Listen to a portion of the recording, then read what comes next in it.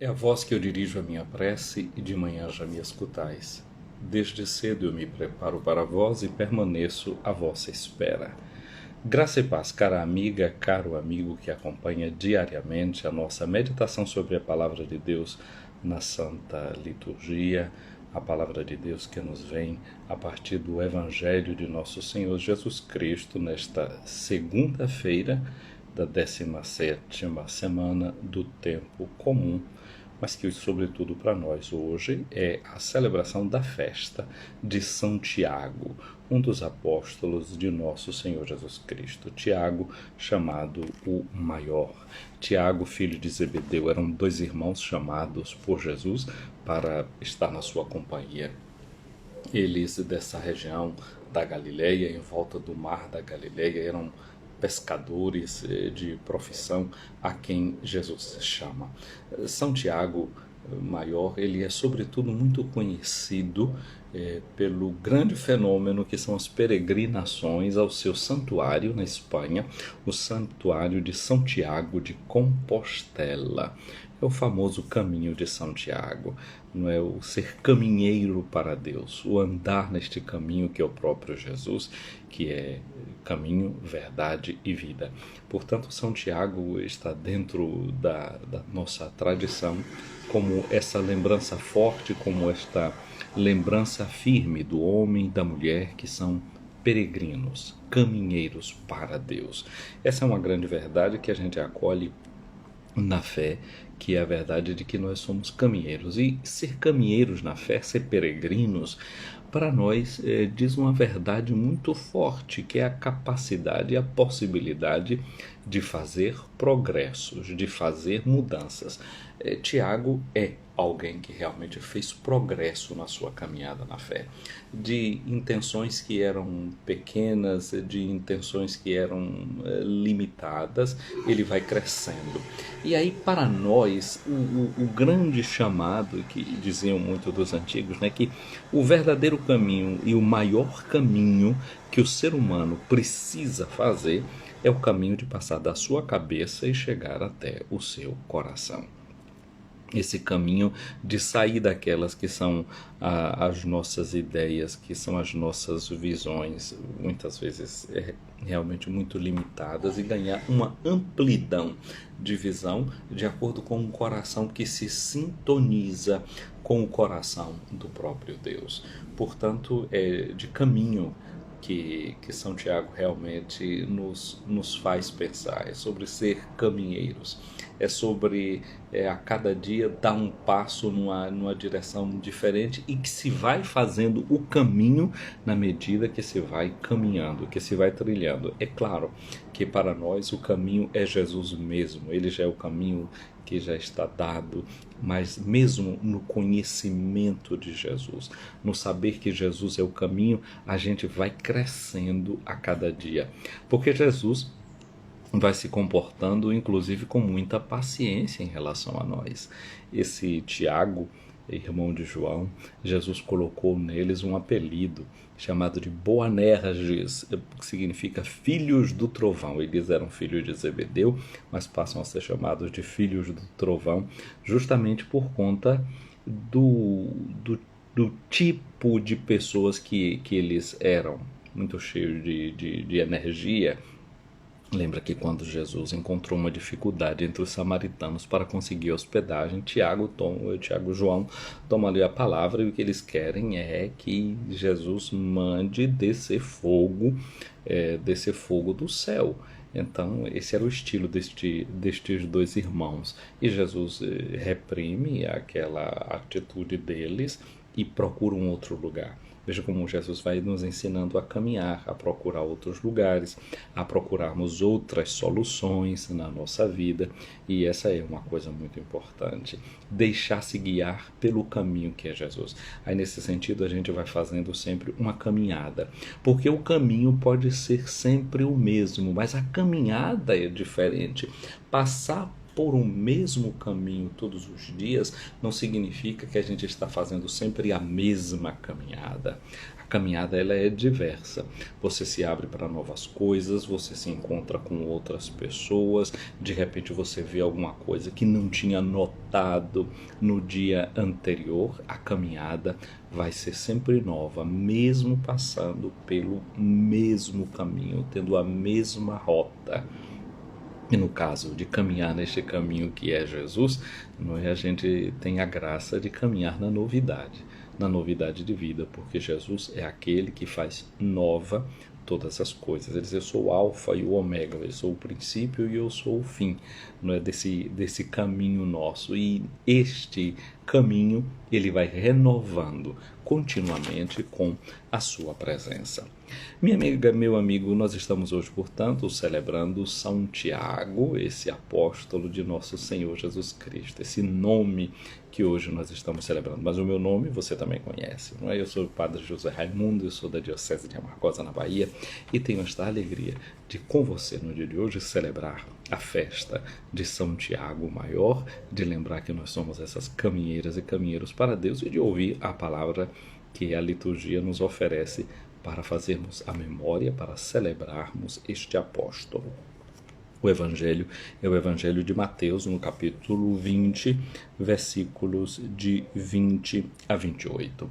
Jesus, nesse contexto deste Evangelho, ele está anunciando aos seus discípulos, aos seus apóstolos, aos seus seguidores, o caminho da cruz, o caminho que ele está seguindo. Eles estão indo para Jerusalém e Jesus tenta dizer para eles com clareza mais uma vez o que é que o espera ao fim deste caminho, né? A gente está falando do caminho de São Tiago, de Compostela, o caminho de São Tiago, esse caminho que é Jesus mesmo. E esse caminho é sinalizado. É muito bom quando a gente vai numa rota, que a gente possa ter um mapa na mão, mas é muito bom também quando a gente vai vendo na estrada que tem placas, não é? Que tem anúncio dizendo daqui a quantos quilômetros a gente vai encontrar uma saída ou vai chegar naquela cidade. A gente vai se organizando, vai sabendo calcular a velocidade e tudo mais. Então Jesus tinha anunciado para os seus discípulos que o que era que estava esperando? Era a morte de cruz, era o ser rejeitado pelas autoridades, pelos doutores da lei, pelos fariseus. No meio de toda esta conversa, o que é que aconteceu? Diz que a mãe dos filhos de Zebedeu aproximou-se de Jesus e ajoelhou-se com a intenção de fazer um pedido. Ontem nós aprendemos com Jesus, recebemos de Jesus a oração do Pai Nosso. E hoje nós encontramos também essa mulher que se ajoelha com a intenção de fazer um pedido para Jesus, não é, com uma prece. Lembremos-nos que no Evangelho de Mateus esse colocar-se de joelhos é aquele primeiro gesto que a gente encontra dos magos que vieram do Oriente, tendo uma estrela que guiou o caminho deles. Não é? Eles vieram seguindo uma estrela no céu, não é? E aquele era o sinal da orientação, e quando eles chegam no lugar onde está o menino, eles se prostram para oferecer os seus dons aos meninos. Os magos do Oriente, eles vêm de longe e trazem os seus dons para oferecer à criança. Essa mulher, o que é que ela tem ela vai oferecer aqui alguma coisa para Jesus? Não, ela se ajoelha aqui agora, numa posição não de quem vai oferecer alguma coisa, mas de quem vai pedir alguma coisa para Jesus. É para fazer um pedido. A gente sabe que nos ambientes das cortes, Jesus estava falando que ia chegar para Jerusalém, todos estão pensando nesse reino que vai ser instaurado, e o pessoal nas cortes estão sempre ali cortejando e querendo alguma coisa, querendo influenciar de um modo, querendo influenciar de outro, querendo tirar algum proveito. E essa mãe aqui agora, ela tem também um pedido, e Jesus pergunta para aquela mulher que quer fazer esse pedido: o que é que tu queres? É muito bom que a gente possa ter clareza de quais são as nossas intenções, do que é que a gente quer.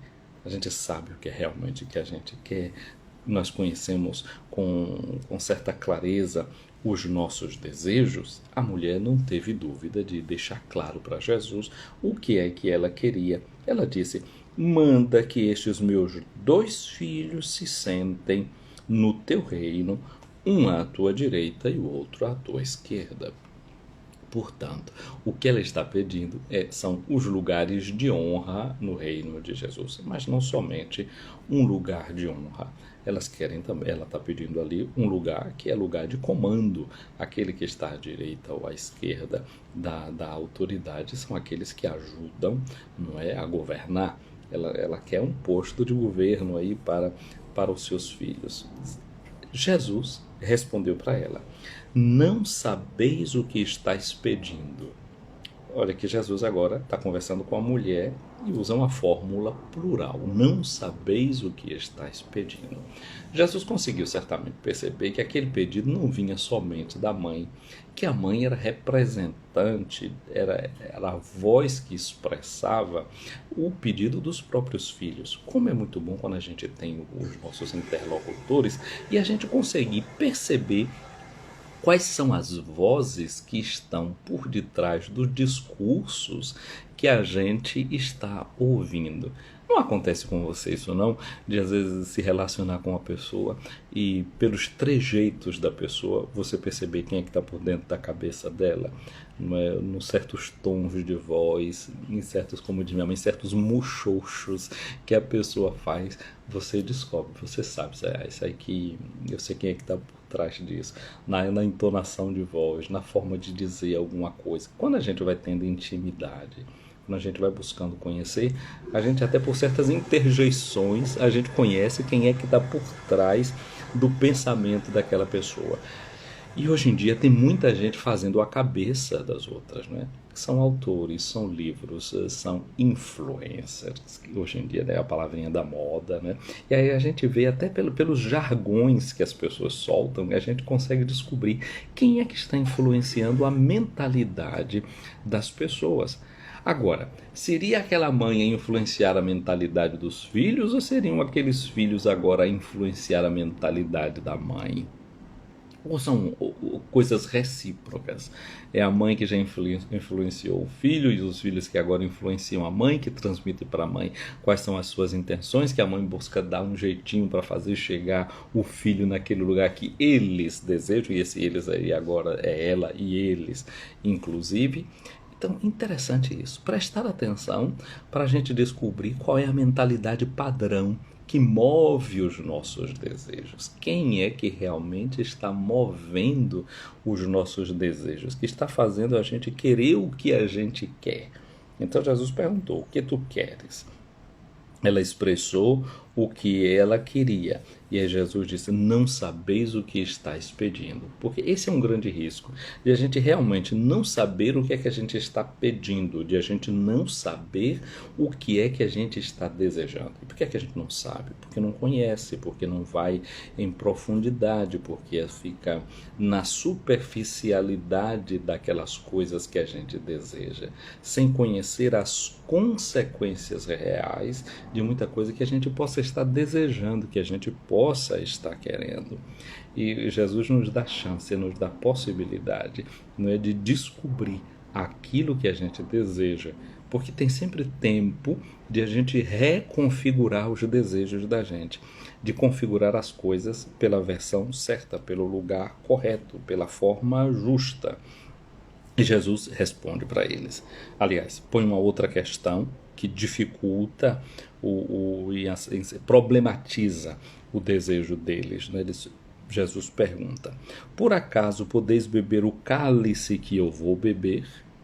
Então esse é um primeiro problema que eles têm que saber resolver, não é? Querendo estar naquele lugar onde eles desejam, que há um cálice, que há uma consequência, não é? Que há um preço, digamos assim, a ser pago por aquela atitude que você está querendo abraçar.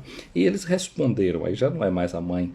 Aqui Jesus faz uma pergunta que é uma pergunta que envolve. Lembra que eu falava da parábola nesses dias, né? Que a parábola enreda a gente, que a parábola coloca a gente dentro da situação. Então a gente tem que saber fazer perguntas que sejam perguntas abrangentes, não é? Não perguntas simplesmente que a gente responde um sim e um não, mas uma pergunta que pode ir mais em profundidade. Saber fazer as perguntas que ajudem a esclarecer os desejos que a gente tem no coração, mas já problematizando, que foi o que Jesus fez. Né? Por acaso podeis beber do cálice que eu vou beber? E eles disseram logo, podemos. Não disseram simplesmente sim. Eles acreditam que tem um poder, não é uma possibilidade, uma habilidade, uma condição de beber este cálice. E Jesus os confirma. Jesus disse: de fato, vós bebereis do meu cálice, e não depende de mim conceder o lugar, porém, não depende de mim conceder o lugar à minha direita ou à minha esquerda. Jesus confirma que eles vão beber o cálice. De fato, Tiago, maior, um dos irmãos, um dos filhos desta mulher, que nós celebramos hoje, ele é o primeiro apóstolo a morrer por Jesus, a beber do cálice de Jesus. Certamente ele não sabia, quando ele estava respondendo, que ele podia beber aquele cálice. E de fato ele é o único que vai beber aquele cálice, porque a tradição nos fala que João, o evangelista, o irmão dele, não morre assim por um martírio.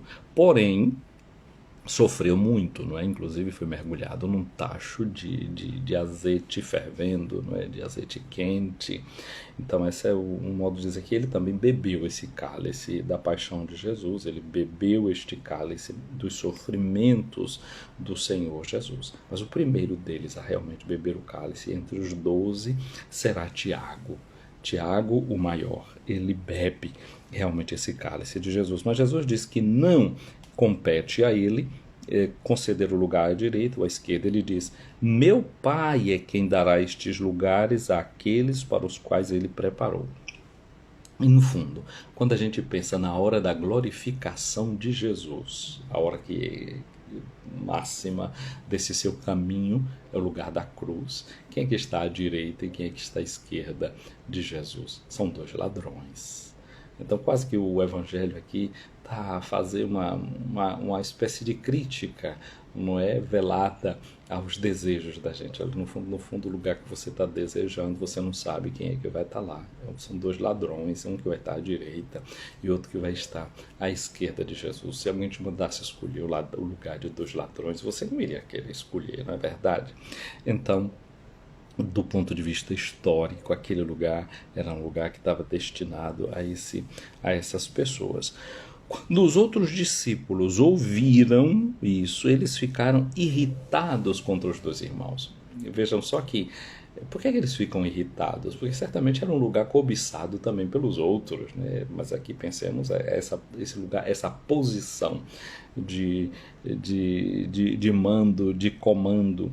Então, o pedido dessa mãe e o pedido desses dois filhos, no fundo, revela aquilo que está no coração de todos. E aqui a gente pode usar também de sabedoria, ver que certas situações da vida do outro pode servir de luz para mim. Eu posso, sabendo interpretar bem certas situações, vendo certas coisas, aquilo que diz o ditado, né? Quando a gente vê a casa do vizinho pegando fogo, a barba do vizinho pegando fogo, a gente põe a barba da gente de molho. Não é preciso que a gente caia naquele mesmo buraco, mas vendo a experiência de outro que caiu, você já pode aprender o que fazer para não cair também, para não tropeçar também. Então você pode fazer da história do outro, da vida do outro, da experiência do outro, uma escola para um verdadeiro aprendizado. E aí a gente economiza muita energia. Então aqueles ali ficaram muito irritados com aqueles irmãos, porque revelava também as intenções dele. Então vamos aproveitar e olhar certas coisas na vida do outro como uma possibilidade de economizar as energias que a gente pode perder, não é? Evitando, não é? Dizia uma professora minha, meu filho, os bons de exemplo, e os maus, como é que ela dizia? Agora não me vem o ditado todo, mas dizendo assim que aquele que é bom deve ser um exemplo para a gente e um estímulo para a gente, e aquilo que o mal, alguém que é mal faz, deve também dar uma força para a gente, deve ajudar a gente a evitar cair naquele caminho. Jesus, porém, chamou os 12, não é? Chama todos esses discípulos e diz para eles: vós sabeis que os chefes das nações têm poder sobre elas e os grandes as oprimem. Entre vós não deverá ser assim. Jesus agora mostra um modo de ser que deve reinar entre os seus discípulos. Quem quiser tornar-se grande, torne-se vosso servidor. Não tem problema em você querer ser grande, mas a questão é ser grande seguindo o método de Jesus, seguindo a escola de Jesus, o estilo de Jesus. Quer ser o primeiro? Não tem problema em querer ser o primeiro. Quem quiser ser o primeiro, seja o vosso servo. Eis a forma de ser primeiro. Primeiro no serviço. Primeiro em colocar-se ao dispor do outro. Pois o Filho do Homem não veio para ser servido, mas para servir e dar a sua vida como resgate de muitos. Então, podemos querer ser primeiros, podemos querer estar nessa condição de ser grande, porém sempre seguindo o modo de Jesus, fazendo-se pequeno e fazendo-se servidor. Na escola de Jesus, a gente pode ser grande, na escola de Jesus, a gente pode ser primeiro. Pode ser primeiro porque vamos imitar sempre a Jesus mesmo. Aí uma coisa é certa, Jesus vai estar sempre em primeiro lugar, porque ele foi aquele que mais se diminuiu, e é aquele que realmente se colocou no último lugar. Esse lugar é dele, mas a gente pode segui-lo, a gente pode imitá-lo nesse caminho que traz realizações para a gente. Escolher o último lugar não vai ser a escolha que todos vão querer fazer. Portanto, a gente pode ficar lá no último lugar com toda a tranquilidade do mundo, porque não será aquele lugar cobiçado, não será aquele lugar desejado. O nosso lugar deve ser o lugar do serviço. Voltemos-nos ao Senhor. Senhor Jesus, nós queremos te agradecer porque hoje, por meio deste ensino, a mãe dos filhos de Zebedeu e aos seus filhos, João e Tiago, tu nos ensinas o caminho do verdadeiro crescimento. Nos ajudas a fazer uma caminhada que vai dos nossos desejos à clareza que nós devemos ter sobre eles.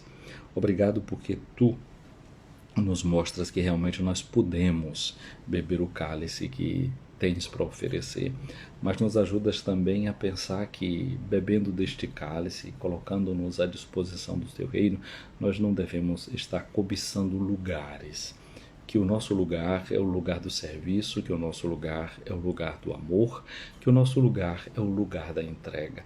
Ajuda-nos a estarmos bem conscientes deste lugar que nós podemos estar na nossa vida, porque esse lugar é o lugar que traz a nossa realização, que dá sentido à nossa existência. Amém. Minha amiga, meu amigo, voltemo-nos ao Senhor pedindo para Ele a sua bênção. Ouvi, Senhor, a minha oração, cheguei até vós o meu clamor. Minha amiga, meu amigo, o Senhor esteja acima de ti para te proteger, à tua frente para te guiar, atrás de ti para te defender, do teu lado para te acompanhar, dentro de ti para te abençoar. Que a bênção de Deus Todo-Poderoso, Pai, Filho e Espírito Santo, desça sobre ti, minha amiga, meu amigo, e permaneça para sempre. Amém.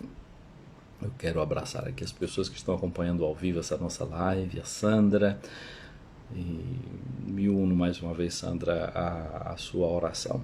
A Delma Roteles, a Odaleia aqui também acompanhando a gente, Josué SSF, Leo Passos, Kelly CPJ, dia abençoado para você, Dinea Flores aqui também presente nessa nossa transmissão. Gente querida, um abraço forte a cada um e cada um de vocês. A Lilian Souza, Lilian está chegando aqui agora, Lilian chegando, e a gente sai no abraço. Lilian, um prazer encontrar você por aqui. Um dia abençoado, um dia cheio de Deus para você e para toda a sua família, não é? Que a intercessão de São Tiago que nós celebramos hoje seja uma constante sempre na sua vida e na vida dos seus. Tá bom, gente querida, vamos ficando por aqui. E eu vou, como sempre, salvar aqui a live, colocar no nosso canal do YouTube. Obrigado a você que foi curtindo essas várias lives nossas aí, desses últimos dias. Então curta essa live, encaminhe, não é? Se você conhece alguém, não é, que talvez seja bom, que tenha luz sobre os seus desejos, o que é que eu estou desejando, a consciência do que é que a gente deseja ou deixa de desejar. Quem sabe se essa live pode fazer bem para alguém, encaminha para ele. Mas comente a live, curta, isso ajuda, não é, a ser um sinalzinho nesse caminho nosso de meditação do Evangelho, para que alguém continue nesse caminho de bem, nesse caminho de crescimento pessoal. Pois é, Lilian, também sinto saudades. E a tua miúda, aliás, agora não é mais miúda, né? Já certamente uma mocinha, dá-lhe um beijo grande. E também ao esposo e a todos aí da comunidade. Um abraço grande. E a todas e todos vocês que acompanham essa nossa live aqui no dia de hoje. Fiquem com Deus.